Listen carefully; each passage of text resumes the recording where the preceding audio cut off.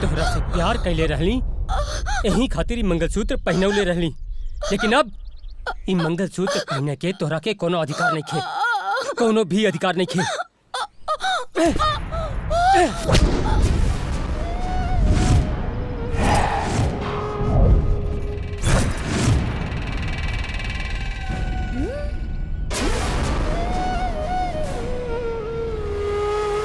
ठीक कहला तू बेटा।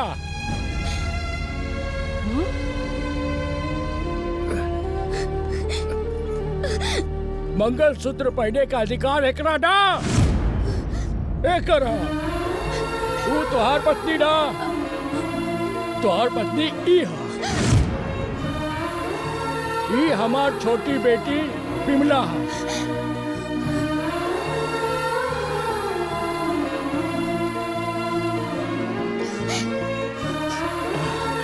अरे जन कमला के रूप में नकली सेनूर लगा के अपन बहन के घर सवारे आए रहे। तो हर जगह हम जाए का? हाँ विजय, नकली सिंदूर लगा के।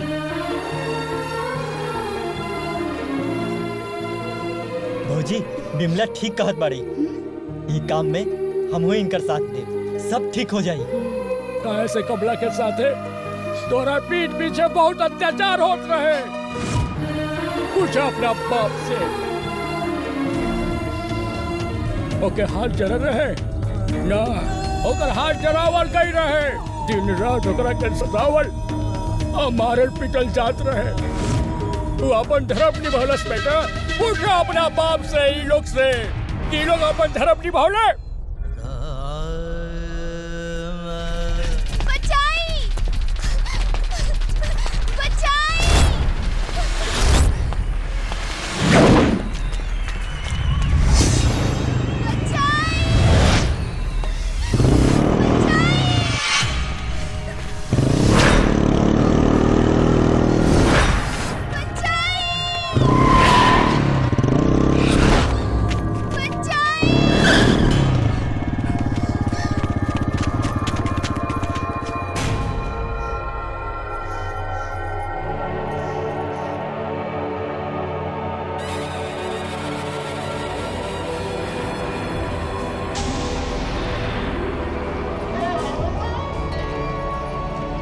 दरोगा, हट जा हमरा रास्ता से। ये मुर्गी हमार हा, एकर फ्राई आज हम खाए। मुर्गी ते खाइबे ते जुत्ता के खाई।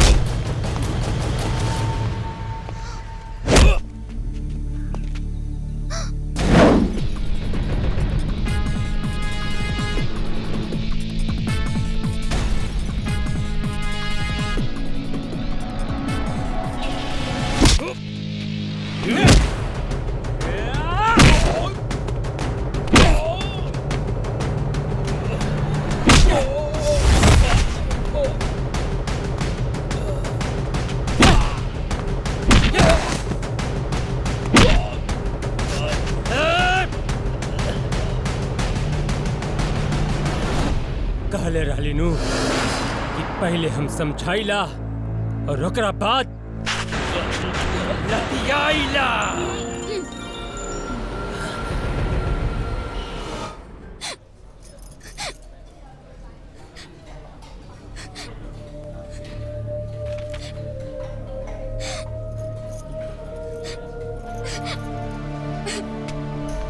कमला बेटी, कमला।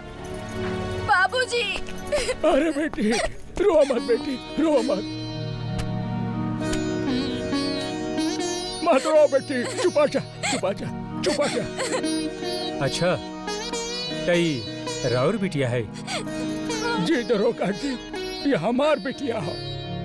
इस शैतान से हमारा बेटी के बचा ले है नहीं, ना तो हम हमार बेटी कहीं मुंह दिखावे लायक ना रहती दरोगा जी। रहुआ कैसन बात करता नहीं बाबूजी, राउर बिटिया एकदम सही सलामत बिया।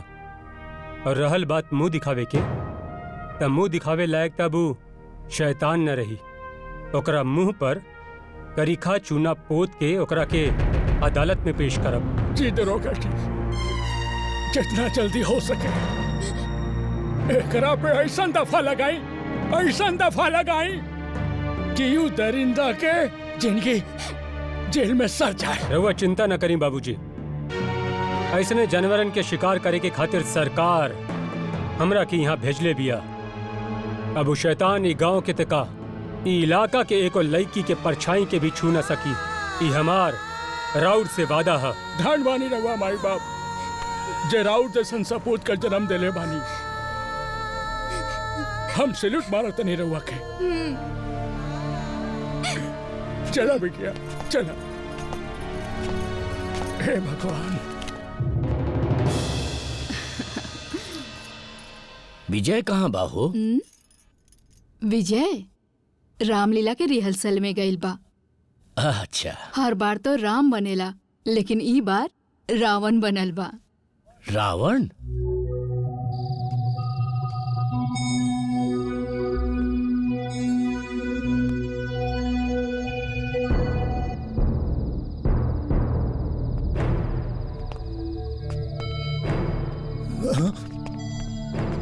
बाबूजी, का बात बा बाबूजी? इतना देर तक जागल बानी? मच्छर वच्छर काटता का? बेटा, मच्छर के कटला से ना, तो हर डंक मरला से हम अभी ले जगतानी। कैसन बात करतानी बाबूजी? जेकर बेटा रावण बन के घूमत होके, ओ बाप के नींद आई का? अरे एमे का बुराई बा बाबूजी? रउआ नु कहे नी कि रामायण पढ़ो, गीता पढ़ो, ओकरा के अपन दिल से समझो। त हम रउआ ही बात के ऊपर चलतानी ना। अरे बेटा, जिम्मेदारी के रास्ता पर कब चलबे?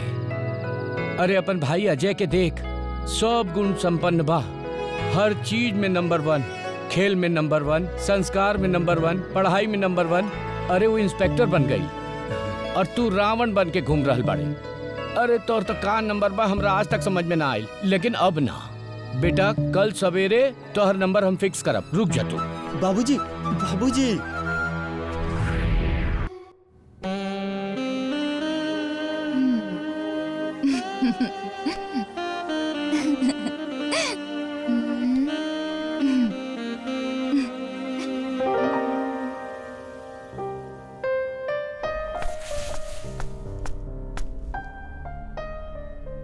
भैया, भैया, माई बुलावतानी। काहे? तुहार आरती उतारे खातिर। का? हाँ, चला जल्दी आवा।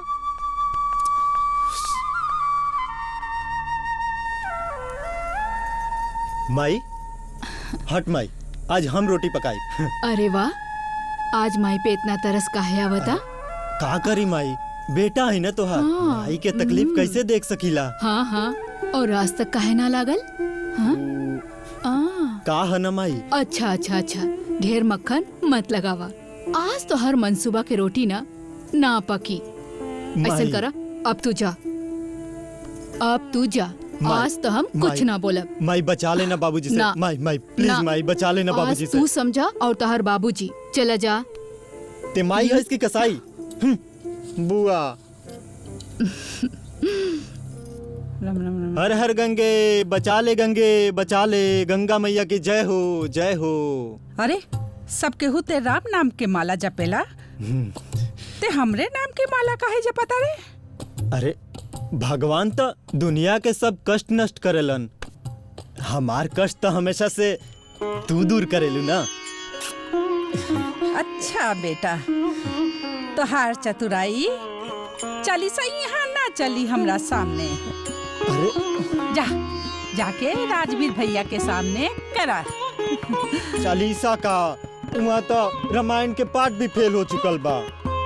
बुआ सुना ना, बचा लेना हमरा के, कुछ करा ना, नहीं तो बाबूजी हमरा साथे का करिए उ तो भगवाने जाने तरन। कितना बचाई तोके? अरे तोर शरारत तो पवन पुत्र हनुमान जी के पूछ जैसन बा, खत्म नहीं खे होत। आज खत्म हो जाए माई। इनके शरारत के पूछ में हम तेल घी मसाला सब लगा देले बानी। अब मामा जी आग लगई है और जली भी और भभाई भी। अच्छा, एकर मतलब बाबूजी के बढ़ा चढ़ा के। बुआ आज हम एकरा के छोड़ब ना। रुक तू। माई, मामी बचा भैया से।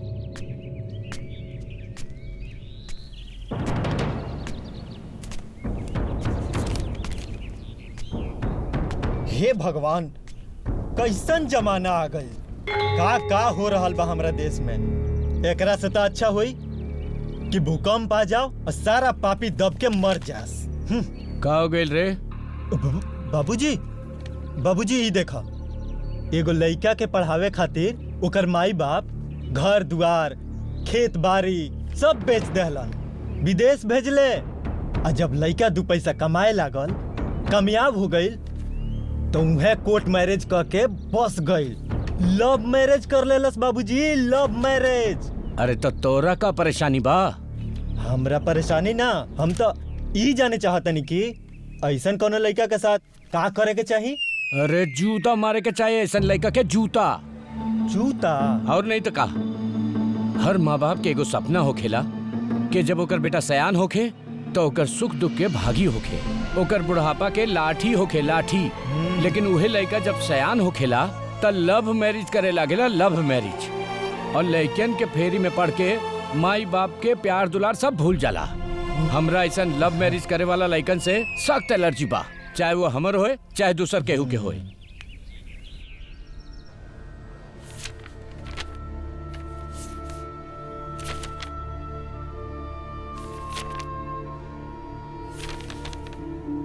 पांडे जी, दुबे जी। जय हिंद सर। हाँ, जय हिंद। अच्छा देखिए, हम फाइल के तैयार कर दिले बनी जी। हाँ सर। रउआ लोग चलन की तैयारी करी जी सर। जय हिंद। हाँ बाबूजी। दरोगा जी, हम ही केस मुकदमा के चक्कर में नहीं पड़ल चाहत, काहे कि हमार बेटी की सगाई होखे वाला बा। अगर तनको भी ओकरा ससुराल वाला के पता चल गई तो ई सगाई टूट भी सकेला। यही से दरोगा जी, रहुआ तो जनबे कर ही ले कि कोर्ट में कैसन अनाप शनाप सवाल पूछल जाला। हमार बेटी तो गाय है, गाय। एकर जवाब कहाँ से दी? यही से हम चाहत बानी दरोगा बाबू कि केस मुकदमा के सब यही जा खत्म और रफा दफा कर दी। रउआ कैसन बात करता नहीं गंगाराम जी। रउआ लोगन के खामोशी ही ऐसा लोगन की हिम्मत बढ़ा दिलस। रउआ तो एगो समझदार इंसान बानी ना। अगर रउआ लोग कानून के साथ ना देब तो फिर के दी? देखिए, हम पर भरोसा रखें। हम राउत सर कोर्ट में ना चुके थे और ई हमार वादा है।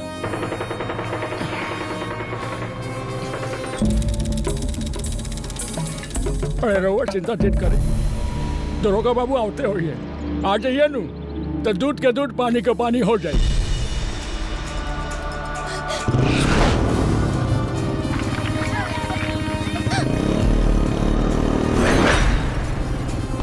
देखिए देखिए, दरोगा बाबू आ गई ले।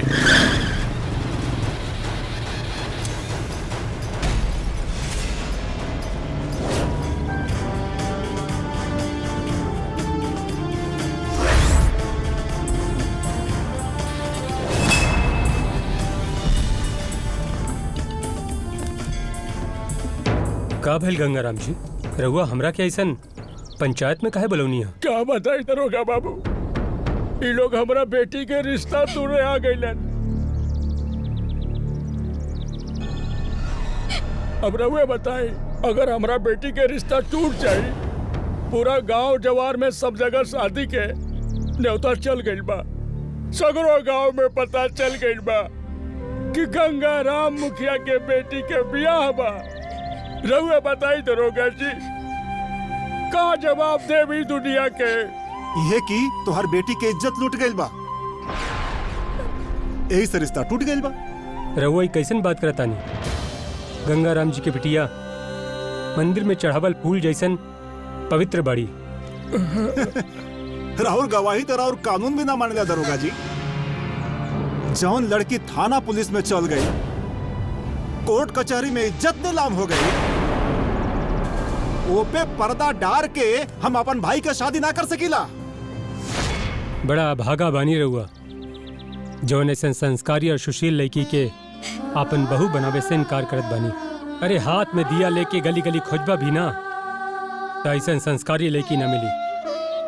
बड़ा पुरान पहचान लागा तारा। इतना जानकारी है लड़की के माई बाबू के भी ना हो जितना रहुआ के बा। कौनो चक्कर उक्कर बा का?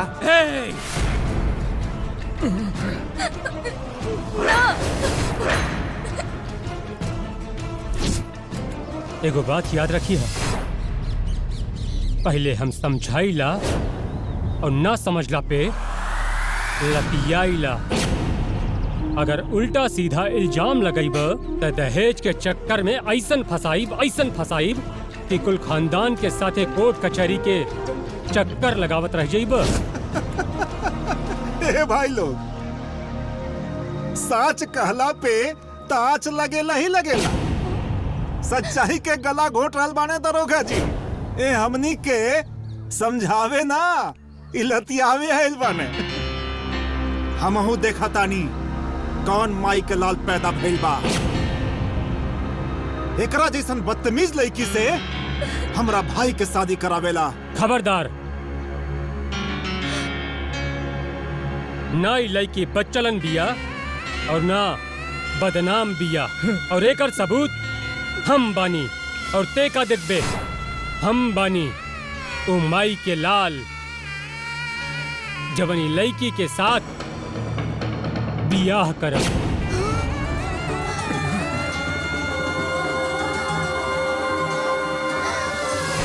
बड़ा आसान होला, करके दिखावा दरोगा साहब, तब जानब तो के। हाँ, कई के तो दिखावा। हाँ, शादी करके बतावा, तब हम जानब।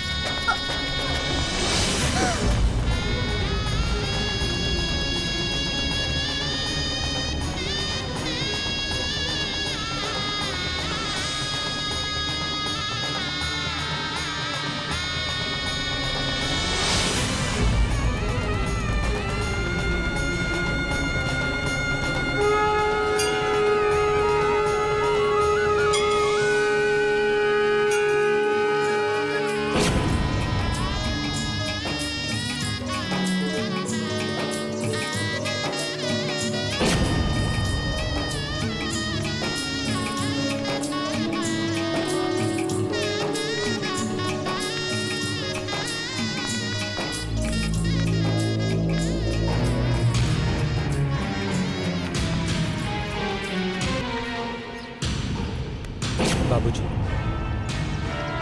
रवाई न सोची कि हमरा और बेटी के मांग ई लोगन के मुंह बंद करे खातिर भरनी है। हमरा और बेटी के अपन जीवन साथी बनावे खातिर ओकर मांग भरनी है। हम रउआ से वादा करतानी कि हम बहुत जल्द बारात लेके आई और राउर बेटी के पूरा विधि विधान के साथ बियाह करके डोली में बिठा के ले जाए। प्रणाम।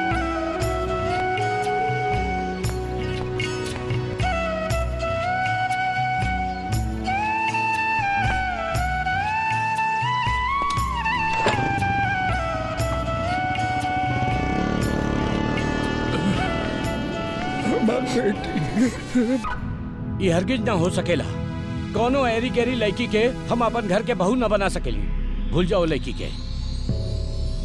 कैसे भूल जाए बाबूजी, कैसे भूल जाए? वो लड़की के मांग के हम अपना हाथ से भरनी है। भरल पंचायत में वो लड़की के आपन बनावे के वचन देले बानी और रउआ कहत बानी कि हम वो लड़की के भूल जाए। अरे तो पंचायत में वचन देने से पहले 100 बार सोचे के चाहत रहे नू।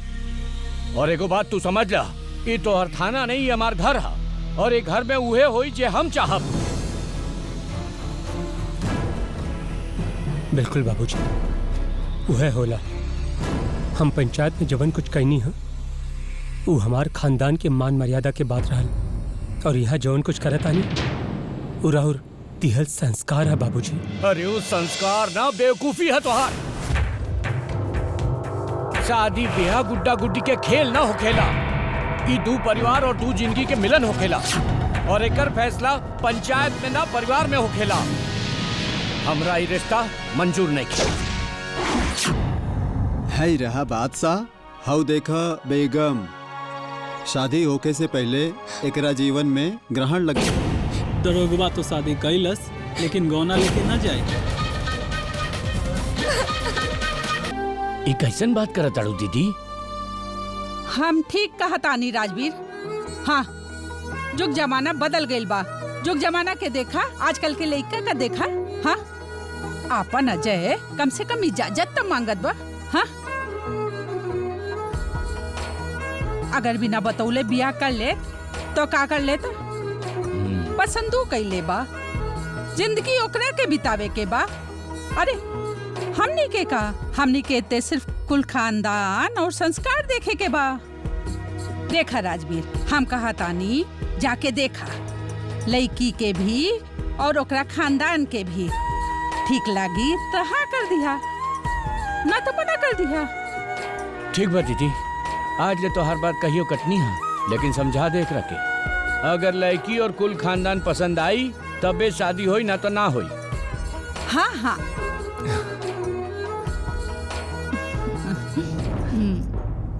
वो देखा विजय आ रहा बड़े। एक काम करा दीदी, तू जाके पूरा में छुप जा, हम निपटावता नहीं। हाँ।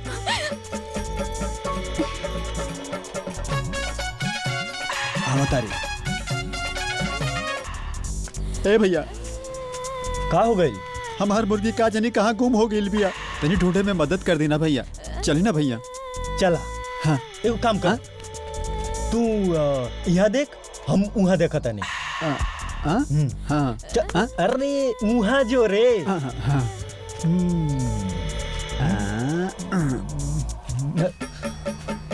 ए झिंगूर, तोर मुर्गी मिल गल रे। मिल गई? हाँ। ये अरे क्या हो भैया, मुर्गी देसी है कि बिलाती? रुक, तो रख बताओ तनी, रुक जो।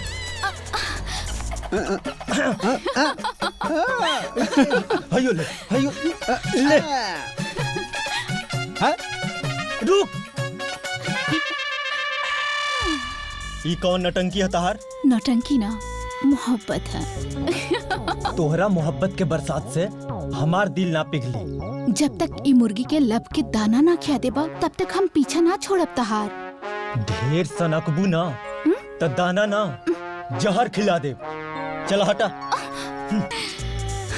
हमरो नाम गौरी है, ई गोबर गणेश के अपन महेश बना के ही छोड़ब।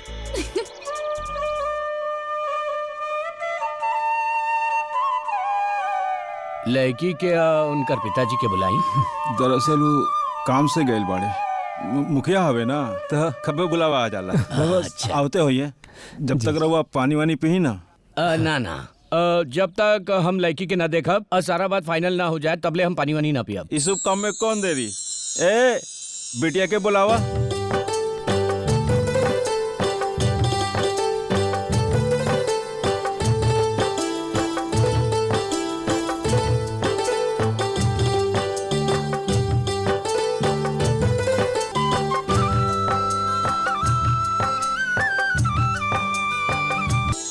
अरे खुश रहा, खुश रहा।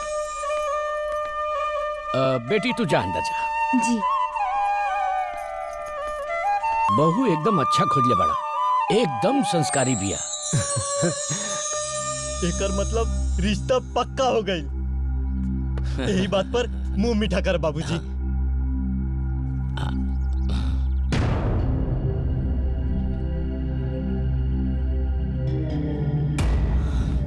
जी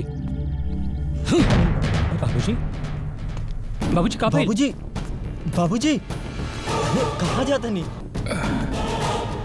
गंगाराम, नमस्ते। ई तोहार घर है और ई लड़की तोहार बेटी हिया? हाँ भैया। हाँ हाँ बाबूजी, ये हवे मुखिया जी और कमला इन्हीं के बेटी है।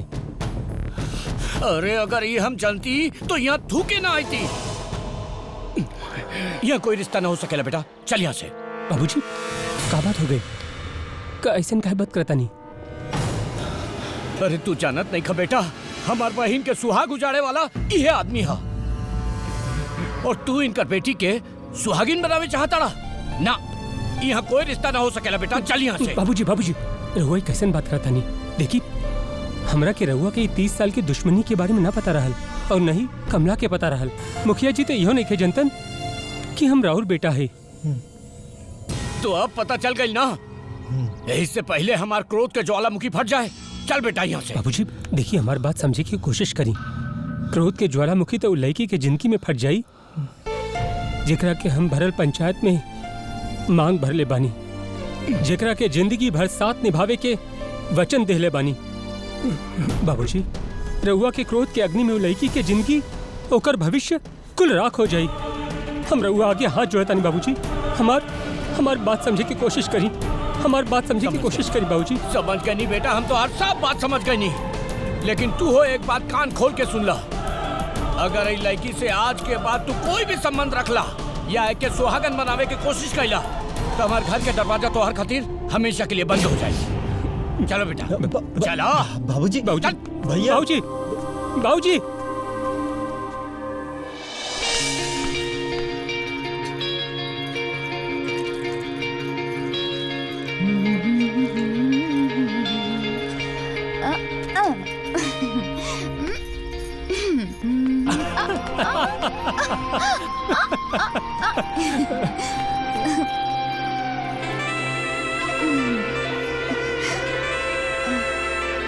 वो हमनी के दुश्मन के बेटी बिया।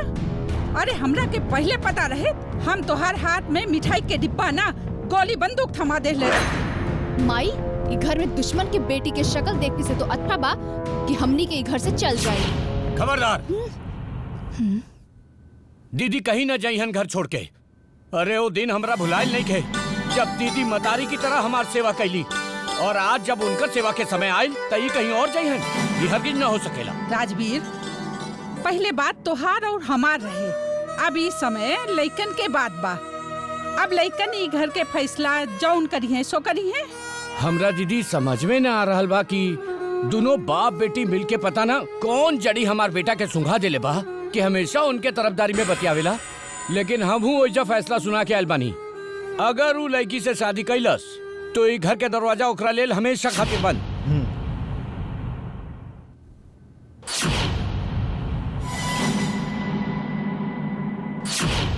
ओम मंगलम भगवान विष्णु मंगलम गरुड़ध्वजः मंगलम पुंडरीकांशः मंगलायतनो हरि। ओम ओम कल्याणमस्तु। बेटा आज से तू लोग पति पत्नी बाड़ा, अपना माई बाबूजी के आशीर्वाद लेके आज से अपन नया जीवन शुरू करा।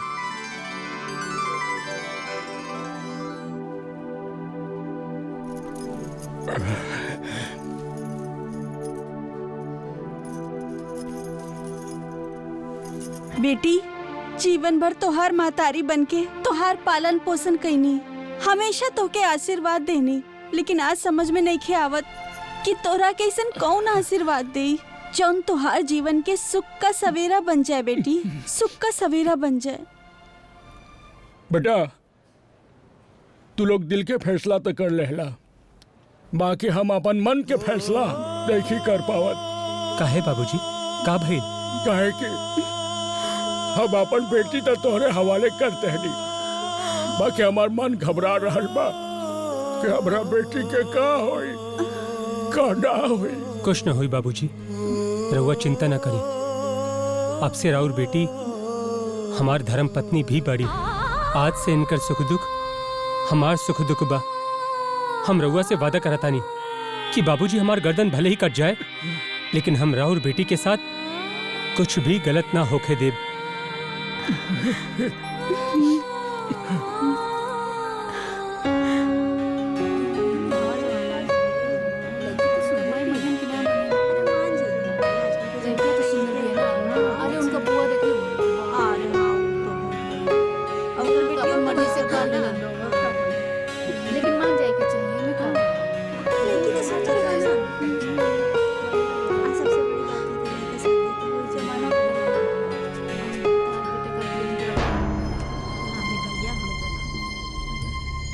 संकोच का बात कर ले ले।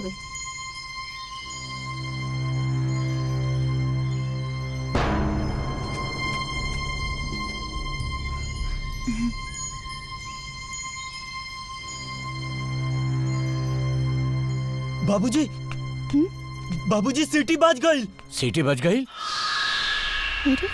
का भाई ठीक से बोल। अरे भैया शादी कर ले भौजी के गांव में लेके आयल बारे। कहाँ बा हमार बेटा? कहाँ बड़ी हमार बहू? दुखी कुहार के दुआरी पर बैठल बाड़न। भैया और भौजी उन्हें बाड़े। पूरा गांव देखता। ऊ हुआ कहाँ बैठल बा? काहे के ओकरा पता बा कि शादी के बाद घर के दरवाजा ओकरा लेल बंद हो गइल बा। देखी, वो तो जवान खून बना, नादानी कर सकता। रउआ तो समझदार बनी ना। वह समझदारी के बात कर रहल बानी शांति। अगर अपन खून में अपमान के घून लग जाए तो ओका अलग कर देना ही ठीक बा।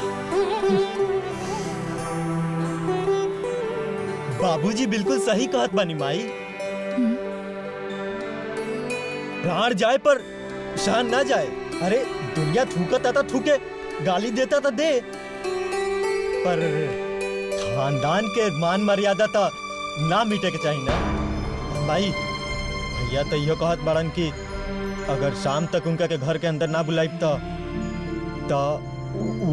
ई घर के एक गांव के हम सब के छोड़ के हमेशा हमेशा खातिर चल जाएंगे। अरे तो चल जाए ना, डेरवा के करा रहल बा। रहले हम बिना बेटा के। ना राजवीर, आपन बेटा ना ये घर छोड़ के अगर जाई तो हमार दुश्मन की बेटी जाई।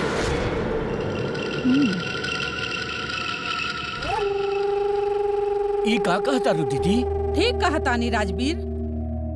एक तरफ दुनिया ताना मारी कि राजवीर और ओकर परिवार आपन पतोहू के ना रख सकल, यही लिए बेटा दुल्हन के लेके चल गई। तू हमार बात माना, बुला ला उनकरा के। लेकिन दीदी, लेकिन कुछ ना। ए विजय। हाँ बुआ। जा दूल्हा दुल्हन के लेके आवा। अरे हाँ ठीक बा बुआ, हम जाता नहीं। आगे का करे के बा हम बताए। राजवीर, ई घर में उ लड़के के तकदीर हमार बेटा ना हम लिखा। हम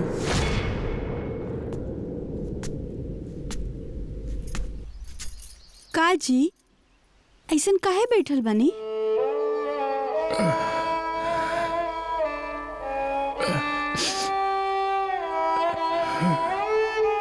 बेटी दुश्मन के घरे गई भी है, ओकरा साथे का होकत होई ये सोच सोच के हमरा चिंता हो रहल बा कमला के भाई। रउआ चिंता ना करी, माई बाप तो जन्म का साथी होला, करम का नाही। और जब ओकर नसीब में भगवान दुख देला तो वही ओकर निदान करेला। कमला के भाई, निदान तो भगवान होकर करेलन जे केहू से कुछ कर सकेला। अरे हमार बेटी तो गाय है, गाय वो तो केहू से कुछ कहियो ना सकेले। ओकरा के केहू मारी, केहू पीटी, केहू खियावे, केहू भूखा रखे। जब कोई केहू से कुछ कहबे ना करी कमला के भाई हो के निदान कैसे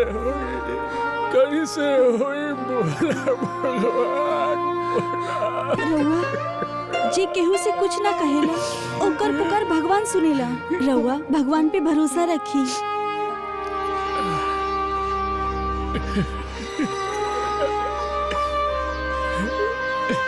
हे भगवान।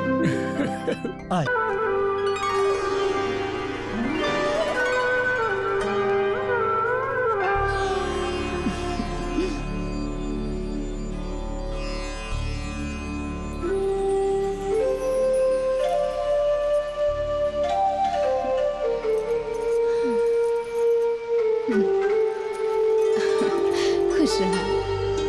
बस बस।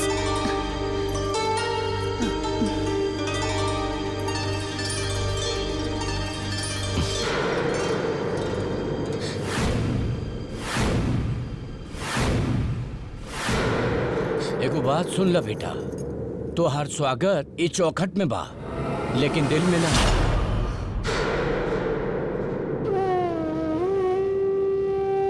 बाबूजी, रउआ दिल दुखावे के हमार कोनो इरादा नहीं खे, लेकिन हम अपना फर्ज से मजबूर रहनी है। हम वह कुल कहनी है जो रउआ हमरा के शिक्षा और संस्कार देले बानी। फिर भी अगर राउर दिल दुखल है तो हमरा के माफ कर दी। समझ गई नहीं।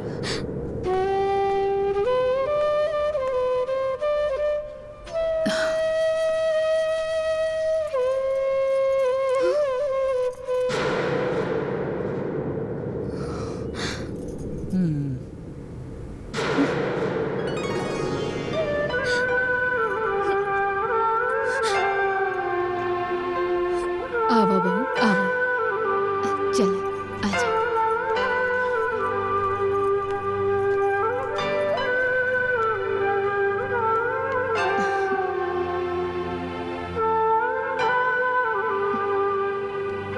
पैर लगावा।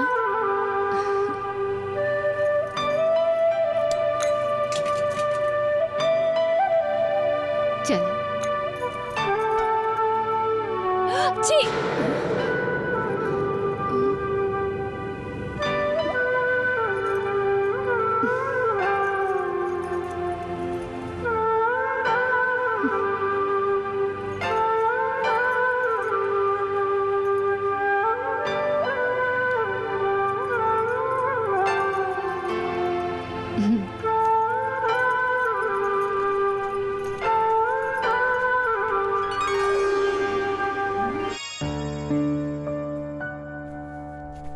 ए, हाय ले, ननद की तरफ से मुंह दिखाई के नेक। ऐसे का देखा तारे? खाली भैये के कपड़ा फिचबी तो हमनी के फीची। तोर बाप सुन हमार बात, ई घर में तो बहू रानी बन के जरूर आयल बाड़े, लेकिन नौकरानी बन के रहल पड़ी, बुझले?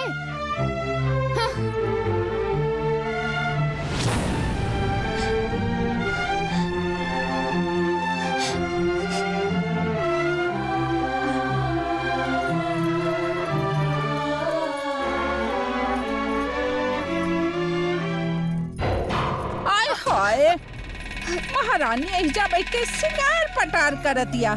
हाँ, और हम कब से ढूंढतानी, हमार गला सूखत जात बा चाय बिना। अरे जो जल्दी से हमरा खातिर चाय बना के ले आवा। अरे खड़ी खड़ी मुंह का देखतारू जो ना। जी बुआ जी। अरे सुना, दूध ज्यादा और तनी मसाला भी डली है। हाँ, ले आवा जल्दी। मसाला।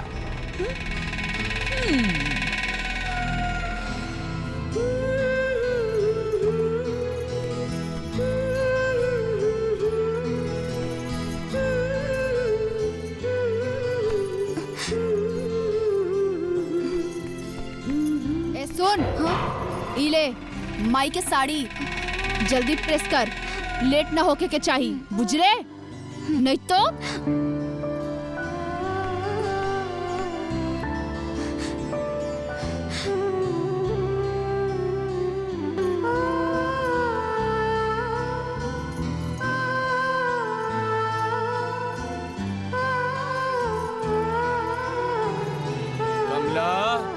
ए कमला। जी बाबूजी। अरे हमार दवाई लेके आवा, जल्दी लाओ। लावत आनी बाबूजी।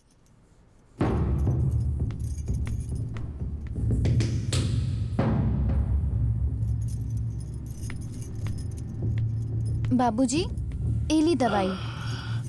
कब से दवाई दवाई चिल्लात रहनी, कान में रुई डलले रहलू का? बाबूजी बुआ जी के कपड़ा प्रेस करत रहनी, इहे से लेट हो गई। लावदा।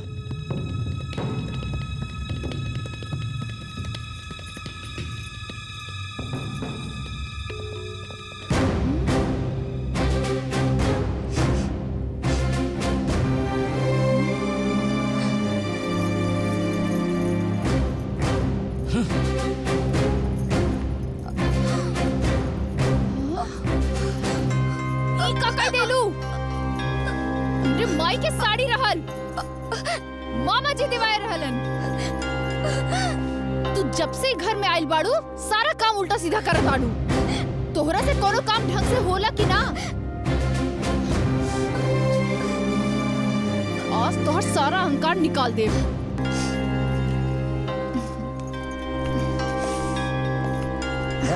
भौजी भौजी बहुत भूख लागल बा, खाना में का बनल बा?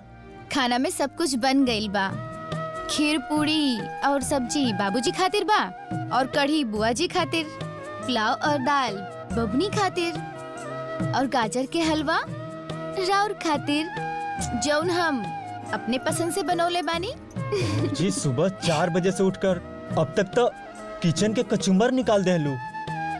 तो के समझ नहीं के आवत कि अलग अलग फरमाइश करके ई लोग तो के जानबूझ के परेशान करत बाड़न। देवर जी हम सब समझतानी, हम इहो समझतानी कि घर के लोग हमरा साथे पुरानी दुश्मनी के बदला चुकावत हवन। तो विरोध काहे नहीं करत?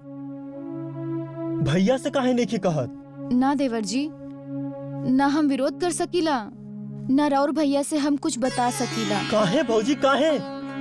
जुर्म कैला से ज्यादा जुर्म सहल पाप होला। हमरा के ई पाप मंजूर बा देवर जी, लेकिन हमरा के ई पाप नइखे मंजूर कि हमरा वजह से ये घर में केहू से मन मुटाव होखे या ये घर में दुश्मनी होखे।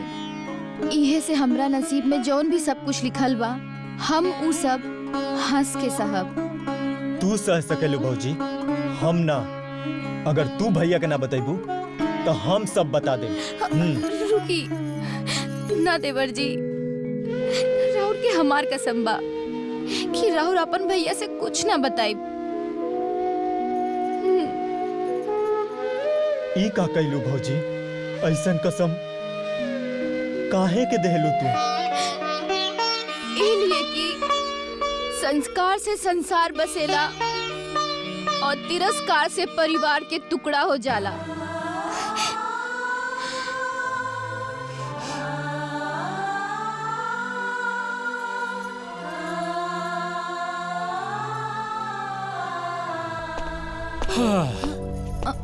आज चौकी में कुछ ज्यादा काम रहे, यही खातिर लेट हो गई। दी हम रख देता नहीं।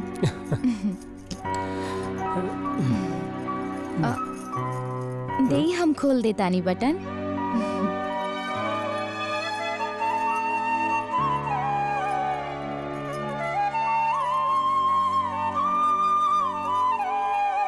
एगो बात कही। हाँ? तू हमार कितना ख्याल रखेलू ना, अगर अतना ख्याल रखबू ना तो हमार आदत खराब हो जाई। जब से घर में आयल बड़ू हमरा के भगवान बना के रख देले बड़ू। ए जी, इमे भगवान बनावे के का बात बा? वैसे भी हर पत्नी खातिर पति परमेश्वर होखेला। का भइल? कमला? ई तू जर कैसे गलू? हाँ? तोरा हाथ में छाला?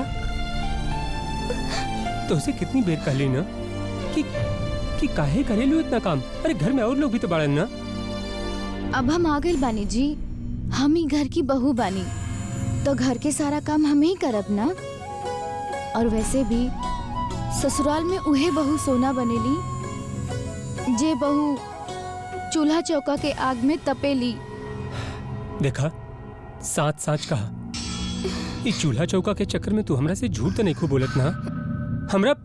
हमरा पीठ पीछे ई घर में तोरा साथ कोनो ज्यादती तो नहीं खे होत। ऐसन बात मत करी जी।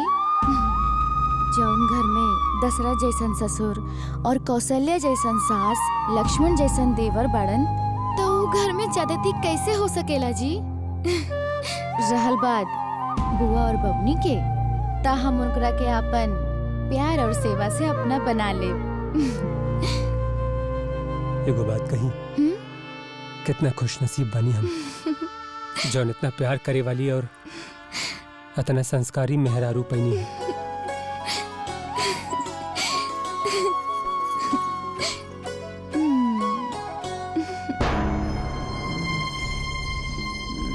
भैया भैया भैया भैया भैया कमाल हो गई, कमाल। का भइल रे? तोहर खुशखबरी के लेटर आ गइल। खुशखबरी? कैसन खुशखबरी रे? ई देखा, अब दरोगा से भी बड़ा साहब बने वाला बाड़न भैया, बड़ा साहब। काहे? दिखावा दिखावा। माई, बाबूजी, विजय एकदम सही कहत बा। ई त हमार प्रमोशन लेटर है। 2 महीना के ट्रेनिंग बा, हमरा के आजे निकले के पड़ी। आशीर्वाद दी। अरे बेटा, खूब तरक्की करा। भगवान के लाख लाख धन्यवाद बा बेटा। तहार तरक्की सुन के ना मन खुश हो गए। जाना तरा, तहार तरक्की के पीछे ना तहार बाबूजी के आशीर्वाद है। हाँ माई, बाबूजी के आशीर्वाद भी और कमला के परछाई के फल भी। देखा ना, ओकर कदम कितना शुभ बा। ई घर में ओकर कदम पड़ते ही माई हमार प्रमोशन हो गई। हमरा के ढेर के तैयारी करे के बा, हम जाता नहीं। हाँ, जा बेटा, जा। देखला राजवीर, तोहार प्यार और आशीर्वाद के वो अपन मेहरारू के पाँव के नीचे कुचल के चल गई। हाँ बुआ, कैसन बात करत बाड़ू? भैया के ई मतलब ना रहे। तू चुप करा। तू का जन बरे, तू तो खुद ओकर मेहरारू के चमचा बन गईला। चल जाओ यहाँ से। बुझे के तो हम सब बुझत, इहो जानतानी कि भौजी खातिर का सोचे लो। वो नाम विजय है, सबके मंसूबा फेल करके रख दे।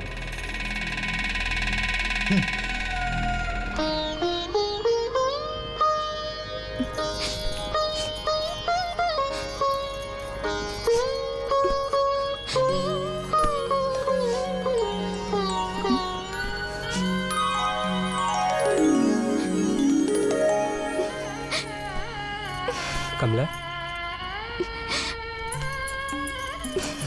ए, का तोरा आँख में आंसू? तोरा के पता है ना, हमरा के तोरा आँख में आंसू ना, बल्कि तोहरा चेहरा पर मुस्कान अच्छा लगेला। पगली, अरे 2 महीना के बाद तो एक बेर प्रमोशन हो जाए ना, तो गाड़ी बंगला रुपया पैसा कुल हो जाई। रानी बनके तू राज करबू, राज। भैया, वो सब तो बाद के बात बा। पहले तू हमके ई बतावा कि भौजी काहे रोताड़ी? कुछ बुझता रहा? नहीं रे, का बात है? भैया, तू एगो पुलिस वाला हो, सिर्फ कानून के बात जाने ला, केहू के दिल के हाल ना। बेचारी भौजी जब से घर में आइल बाड़ी, कोलू के बैल की तरह दौड़ के किचन, दौड़ के आंगन, बस यही दोनों जगह घूमत रही। इनकरा के अपना साथे ले जा, घुमावा फिरावा, दिल बहलावा। यही बहाने तू लोगन के हनीमूनो हो जाई। का भौजी, सही बात करनी है ना? विजय, बात तो सही कहा तारे यार, लेकिन एगो प्रॉब्लम है। अब वहाँ जहाँ हम जाता नहीं, पता नहीं कि वहाँ कुल का व्यवस्था होई कि ना होई, हमरा के समय मिली कि ना मिली। वैसे तू एक काम कर, इनकरा बाबूजी के ना हमरा लगे कई बार फोन आयल रहे। वो लोग ना इनकरा से मिलल चाहत बा। तू इनके ले जाके मई के छोड़ावा, हम आई तले आई। हाँ, ई भइल बात। भौजी, एगो काम करा, भैया के बैग के बाद तू अपन बैग पैक करा, हम गाड़ी तैयार करता रहे। पागल कहीं के। हे, हैने देखा? ये 2 महीना खातिर अपन जान से दूर जा रहल बानी। तनी हंस के विदा करा ताकि हमार जतरा बन जाए। मुस्कुरा दे के फिर से कही।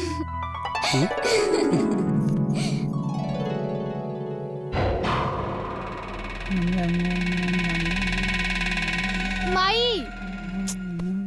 माई तू यहाँ बैठ के माला जपताड़ू। वहाँ हमनी के प्लान के सारो चक्री घूम गइल बा। बादशाह दुश्मन की बेटी के तरफ हो गइल बा। का भइल?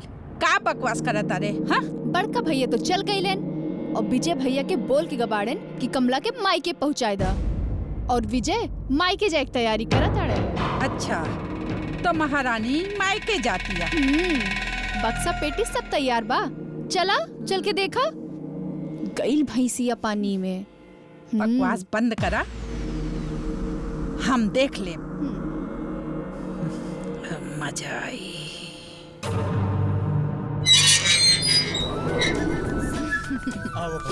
हाँ बताइए। अरे तेरी हाथ दा।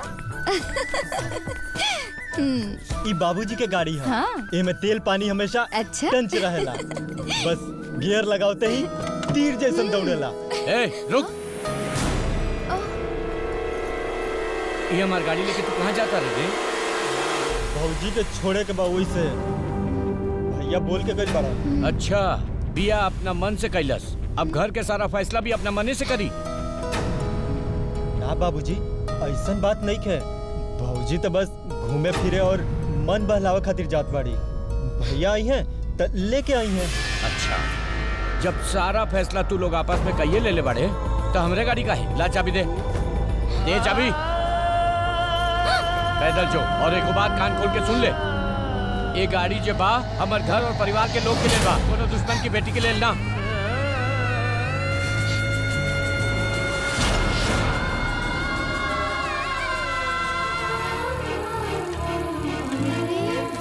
देवर जी, तू तो एकदम सुपर देवर बाड़ा।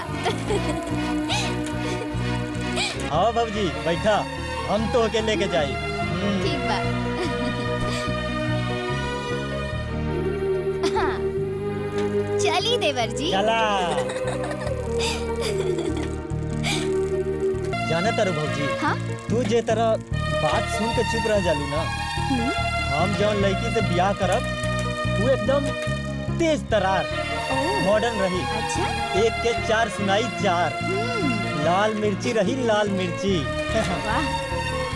लेकिन हाँ, शक्ल सूरत और खूबसूरती में एकदम तो हर जीरोक्स कॉपी रहे के चाहिए। अच्छा? जे तरह से भैया तोहरा के प्यार करेला ना, हमहू उही तरह से प्यार करब। अच्छा। तोहरा गांव में कोनो ऐसा लड़की बिया का बतावा ना। देवर जी, तू तो नॉटी बाड़ा। अरे रुकी रुकी।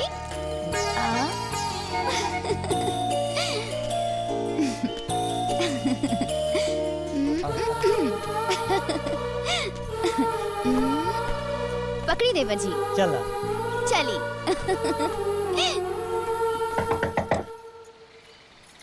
अरे रुकी रुकी। जी आवत तानी। अरे दीदी तू?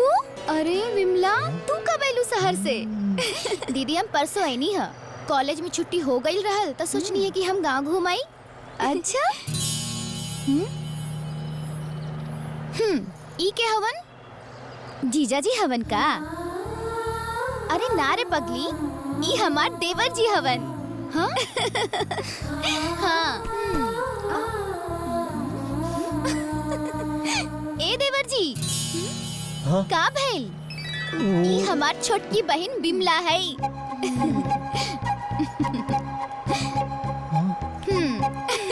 मामा जी के पास रह के शहर में पढ़ाई करेली। हाँ। दीदी उसे बात छोड़ा, तोनी के अंदर आवा, हम इनका के बाद में समझा दे। ठीक बा, चली देवर जी। आई आई अंदर आई।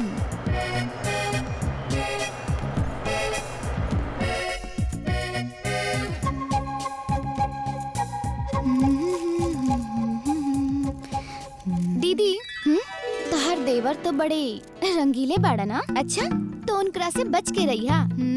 वो बड़े चालू चीज बाड़न। अच्छा उ चालू बड़न तो का हम आलू है का जे हमरा के कचूमर बना के खा जाइए। हाँ दीदी तू ना देखत रहा हम तोहर चालू देवर के कचूमर बना के कैसे पुंगी बजावतानी। पगली कहेगी।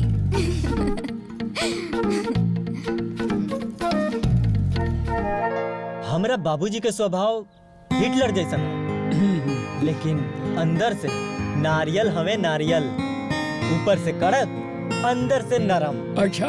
और उनके मनावे के तरीका सिर्फ हम जानीला बाबूजी। अच्छा। हाँ यही से तब भैया और भौजी खातिर बाबूजी के हम चुटकी में मना लेनी। बबुआ तोहार बुआ और उनके बिटिया कुछ न कहेली। काहे के दादी भौजी के देख के लुभा गइल रहे लोग। भौजी हमार लक्ष्मी बाड़ी लक्ष्मी। उनका आवते ही हमरा घर के रौनक बढ़ गई। और हम बानी ना वो लोग के पटावे के तरीका हम भौजी के सिखा देब, फिर हो जाई उनकर मलाल दूर। वाह बेटा वाह, आज तू हमार चिंता दूर कर देला।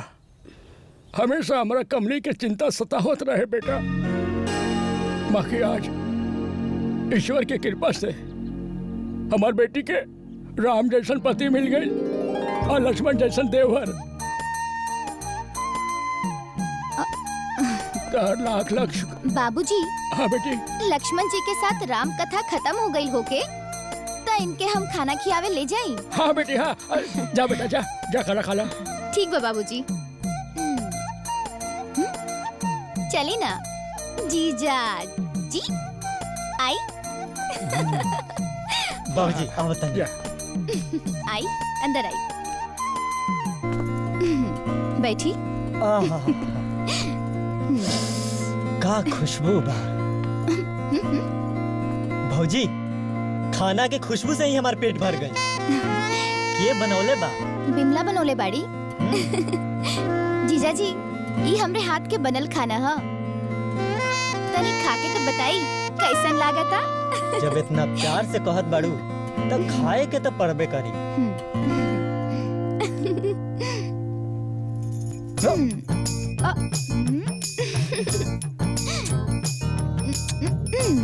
अरे बस जीजू अपना करब खाई ना खाई।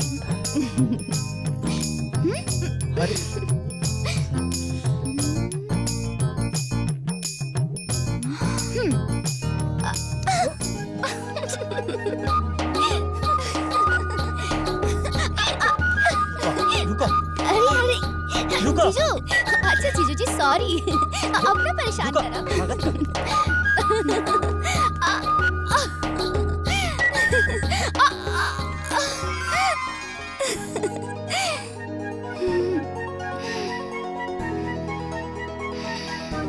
मार दिया जाए या छोड़ दिया जाए, बोल तेरे साथ क्या सलूक किया जाए।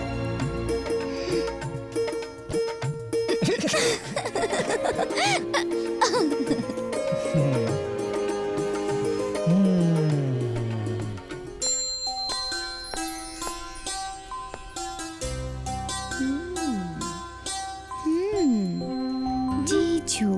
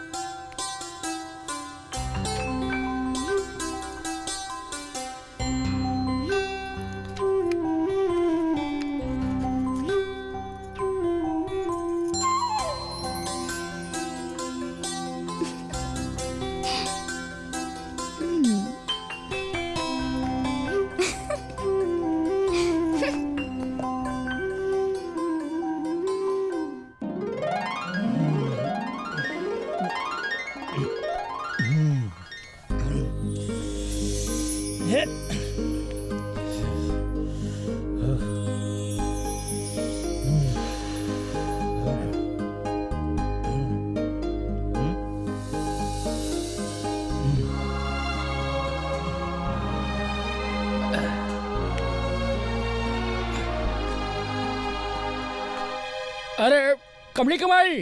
हाँ तनी जोड़वा ले आबू। लावा। सगड़ो सामान लेके आई, कुछ भुलाई उलाई मती। अरे भुलाई के जरूरत नहीं के। कमला सारा सामान के लिस्ट हमरा के लिख के दे दिले बिया। भला कैसे भुलाई? जाता नहीं।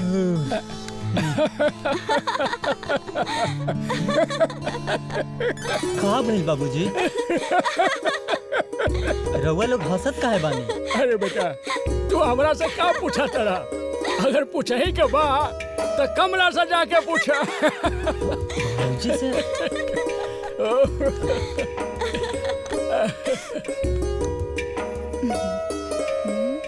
भौजी, ए भौजी।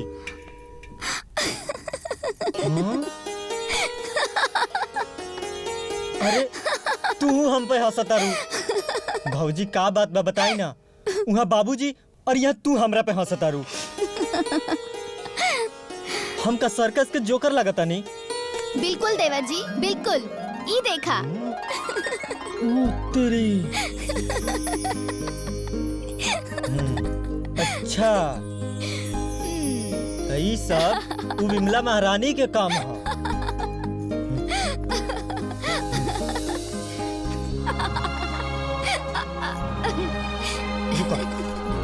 दोनों मिलाना सच में पगला गई बड़न लागता। वैजा देखा? कहाँ वैजा? हाँ वैजा। एगो बात सुना। अच्छा सब कुछ से ना अच्छा वैजा तू ज्यादा सुंदर बा। जब लगावे लिपस्टिक हिलेला डिस्टिक जीला टॉप लागे लो।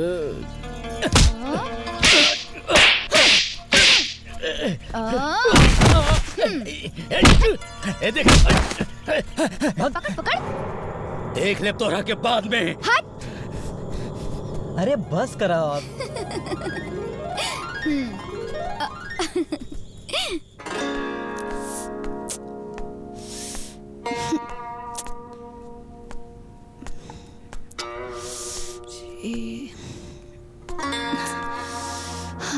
का भइल पिंकी? फोन नहीं लगत का? नहीं मामी, विजय भैया के फोन कब से आउट ऑफ कवरेज बता रहल बा। कह के तो गइल रहे कि पहुंचा के चलाई, लेकिन 10 दिन गइला हो गइल। ई कौन एरिया में चल गइल बा कि आउट ऑफ कवरेज हो गइल बा? राजवीर पिंकी ठीक कहतिया। हाँ विजय हमनी के हाथ से आउट ऑफ कवरेज हो रहल बा। का मतलब दीदी? मतलब ये कि वो लोगन अजय के जादू टोना कई के आपन बस में कई लेलेस। ओ तो अजय के ससुराल बा ना। विजय ओकरा ससुराल में बैठ के का पुआ पकावता? नहीं माई, विजय भैया पुआ नहीं के पकावत। वह देखा आ गइलन।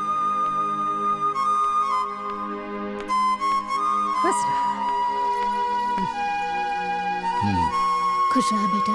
का रे तू तो खाली पहुंचावे गइल रहले, इतना दिन कहाँ रह गइले? अरे बाबूजी जाइल जाला अपना मर्जी से और आवल जाला दूसरा के मर्जी से। और भौजी के परिवार में तो इतना बढ़िया लोग बा कि दुश्मन भी ओकरा दुआरी पर जाके दोस्त बन जाई दोस्त। अच्छा तो तू हमार दुश्मन से दोस्ती गाठे गइल रहले, लेकिन हमरा कोनो दोस्ती नहीं करे के। अभी तू उल्टा पाँव जो और बहू के लेके आओ वापस। लेकिन काहे बाबूजी? तो हर लेकिन के जवाब देहल हमरा ला जरूरी नहीं है। जितना कहल जाता उतना कर। लेकिन बाबूजी भैया तो कहले बाड़न कि वो आई है तो लेके आई है। भैया? अरे घर के मालिक हम ही के तोर भैया हवन रे। एगो बात तू सुन ले, तू अब भी क्या भी जो और बहू के लेके आओ। 10 दिन उ रह गई ना अपना घरे। वैसे भी कोनो लड़की के शादी के बाद अपना ससुराल में ज्यादा रहे के चाहिए, अपन मायके में ना। अच्छा तो ये लोग प्लान बना ले बा भौजी के परेशान करे खातिर।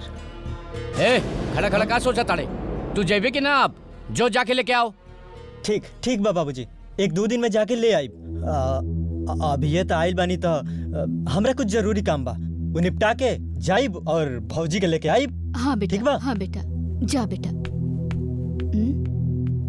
राजवीर देखा तारा ना? हाँ हमनी के हाथ से कैसे विजय के लगाम निकलत जाता। हाँ उ जाए के कहाँ चाहत बा? अरे दीदी जाए नू, ओकरा हम भेजब।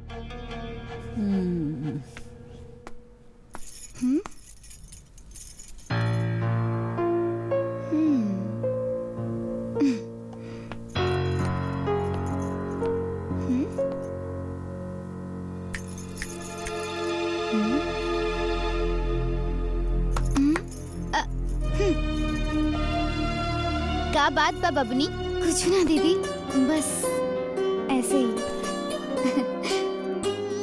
तोहर जबान से झूठ निक नहीं लागत। देखा, सच सच बतावा का बात बा? दीदी तू सच कहत रहलू, हर देवर त जादूगर बा, जादूगर जौन हमार दिल के चैन सुकून सब चुरा के ले गइल बाड़न। हमके तो लागता कि तोहर दिल के बगिया में वो अपने नाम के फूल जगा गइल बाड़न। हाँ दीदी, एकदम सही कहत बाड़ू। मजाक ही मजाक में उनकरा से कब प्यार हो गइल पता ही ना चलल। अच्छा, ते में दुखी काहे हो रहल बाड़ू? ई तो बड़ी खुशी के बात है। हम तहर जीजा से बात करब और अपन देवर जी से तोहर शादी करा दे, फिर दोनों बहन खुशी से रहल जाई। बिल्कुल सही कहलू दीदी। अच्छा ही बतावा, तोहर घर के लोगन और जीजा जी तोहर मान सम्मान करेलन की ना? हाँ, जीजा जी हमरा से बहुत प्यार करेलन। और उ हमरा के हमेशा अपने दिल में बसा के रखेलन। हाँ, अब बात करी देवर जी के, तो लक्ष्मण से भी बढ़ के बाड़न। और रहल बात पिंकी बबनी और सास ससुर के, उ लोग हमरा के इतना प्यार करेलन और हमार इतना ख्याल रखेलन कि हमरे आँख में तो आंसू ही ना आवे देलन कबो।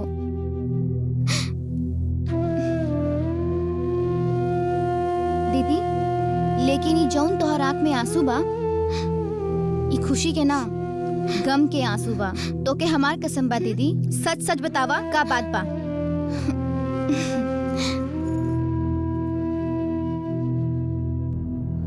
बिमला,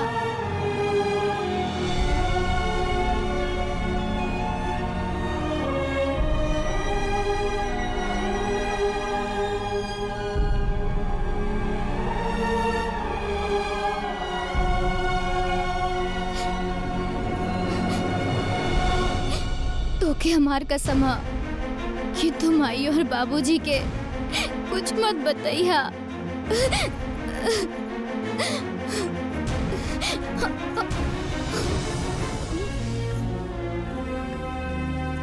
दीदी, सीधा गाय के सब के हुलात मारेला। ई सब तोहर चुप भइला के कारण से भइल बा, लेकिन अब हम ई लोगन के सबक सिखाई।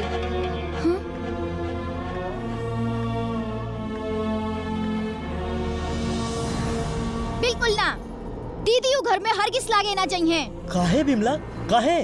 काहे कि तू अच्छी तरीके से जाना तारा, तू इहो अच्छे तरीके से जाना तारा कि हमार भोली भाली मासूम बहन के साथे वो घर में न जाने कितना अत्याचार भइल बा। ई कहा विजय, ई कहा हाथ पे जलल के निशान और गादी में छाला और गाल पे थप्पड़ के निशान, पीठ पे मरला के निशान, ई सब कहा विजय? तो हर घर के लोग हमार भोली भाली मासूम बहन के साथ पूरा दुश्मनी निभा रहल बाड़न। वही घर के सदस्य हमहू है बिमला। पूछा इनकरा से, पूछा इनका दुख के घाव पर मरहम लगावे नहीं कि ना।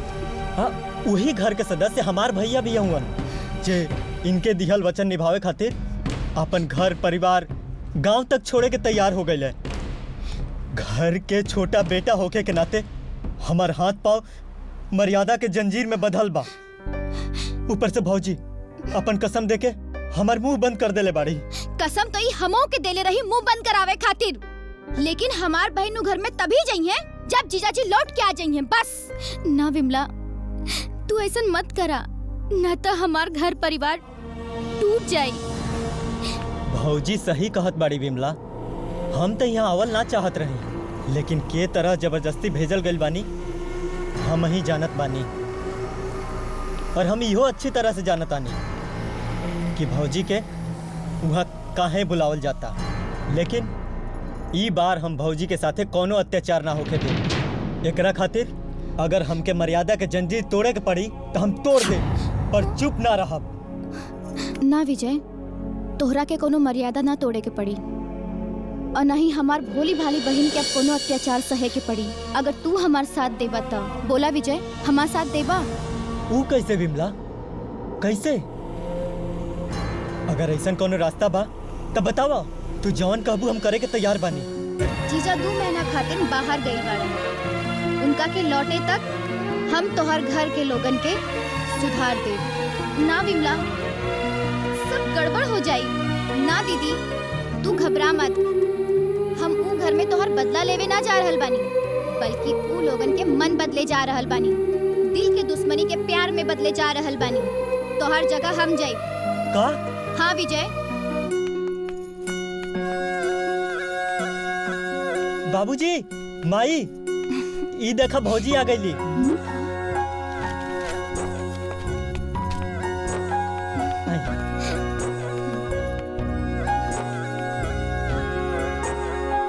भौजी, बाबूजी के पैर छुई। पता बा, तोहरा गईला के बाद इनकर दवाई छूट गईल रहे। छुई छुई, पैर छुई। जियतरा जियतरा। ये है बुआ। ई तो अपन माला फेरले भुला गई रहली। पैर छुई, पैर। बुआ से आशीर्वाद ली। वो देखी हमार माई और राउर सासू माँ, और वो पिंकी हमार बहन। खुश रह भैया। तू तो हमनी के परिचय ऐसे करावा ताड़ा जैसे लागत अब भौजी पहली बार आइल बाड़ी। अरे का बात करता रे पिंकी, इनका सब पता बा। ई तो अपन कमरा भी जानता रे। हाँ ना भौजी? हाँ। चली जी।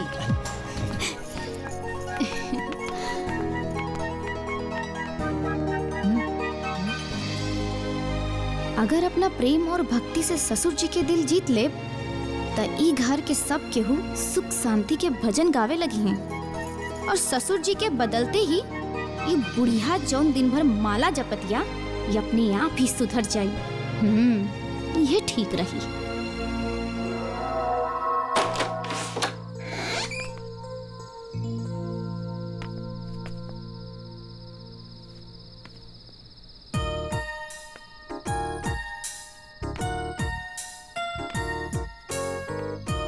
पिंकी, पिंकी। तू?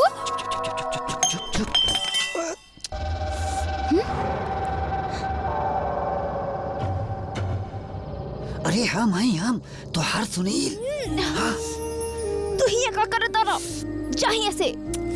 अरे हमार जान, ऐसे कैसे चल जाए? कितना मुश्किल से आयल बनी। आज तो से जी भर के हम प्यार करब, तब जाए। अरे पागल, तुरे प्यार के चक्कर में मोमजी तलवार निकाले। तलवार निकाले चाहे भाला, उसे हमके कोनो फर्क ना पड़े। हम ना जा। चाहिए से। हम ना जा। जाना। अच्छा ठीक बा, पहले को चुमा था तब जाइए। चुम्मा? हाँ। ठीक बा।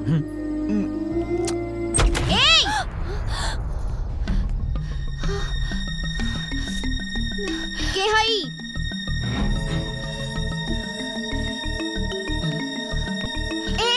चोरकट कहीं के?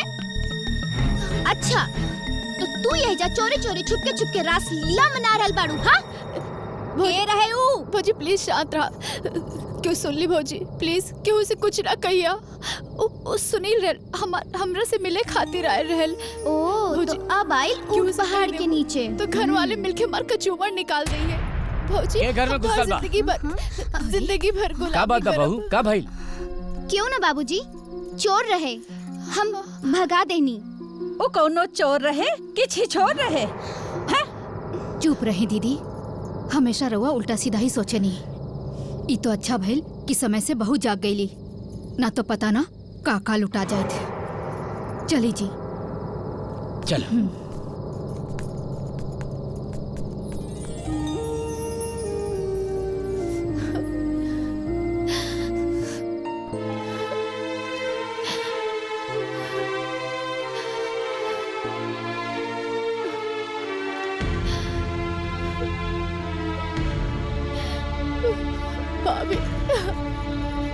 ई तो अभी शुरुआत है बबनी। ऐसे गुमसुम काहे बैठल बानी? का सोचतनी ऐसे चुपचाप बैठ के? कमला के बारे में सोचतानी। आखिर एक उल में ओकर कौन दोस्त बा? हमनी के झूठे ओकरा से दुश्मनी निकाल रहल बानी। हमरा बुझाता नु कि ओकरा के कष्ट दे के हमनी कोनो बहुत बड़ पाप कर रहल बानी। ई तो रउआ ठीक कहत बानी, और ई बात तो रउआ के हम कब से समझावत रहनी है ना। अच्छा भाई कि रउआ के ई बात समझ में आ गई। और फिर वो हमार दुश्मन तो ना हिया, हमार बहू है बहू। तू ठीक कहता रू।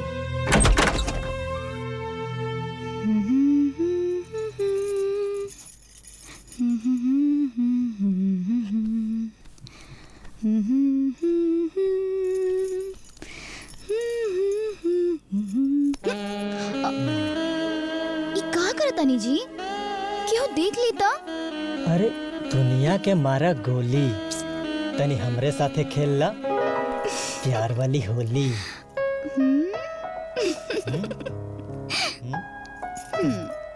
हाँ?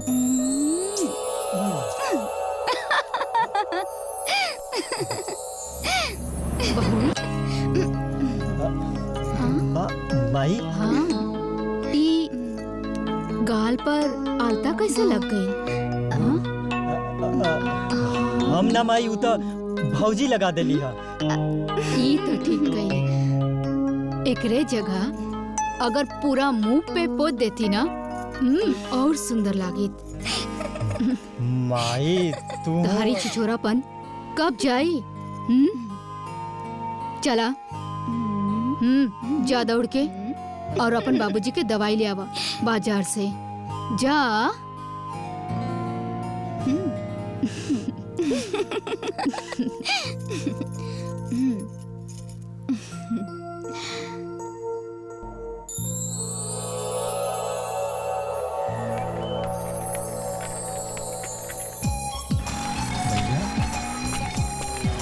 भैया,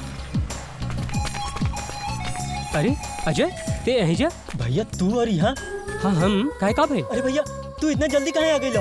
जल्दी आ गई नहीं पागल, ट्रेनिंग खत्म हो गई तो आ गई नहीं। अब क्या करती? वहाँ बैठ के माछी मरती। लेकिन ट्रेनिंग इतना जल्दी कैसे खत्म हो गई? वो 2 महीना का रहा ना? पगलेट, ट्रेनिंग 2 महीना का रहा, लेकिन 1 महीने में खत्म हो गई। वैसे एक बात बताओ, ते इतना ही हकलात काहे बारे? ना हम परेशान नहीं की हो, हम भी सोचत रहनी कि तू ट्रेनिंग छोड़ के आ गई ना, यही से परेशान बनी। सोचल बंद करा, कुल बात ऐसे कर बे कि घर भी चल बे। चल बैग पकड़, पकड़ बैग, चल जल्दी। हाँ। पकड़ बैग, चल चल।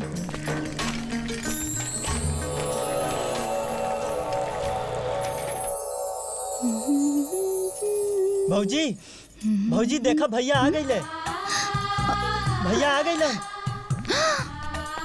भाई बाबूजी देखा भैया आ गई ले। प्रणाम माई। खुश रहा बेटा। प्रणाम बाबूजी। अरे खुश रहा। प्रणाम बुआ। खुश रहा।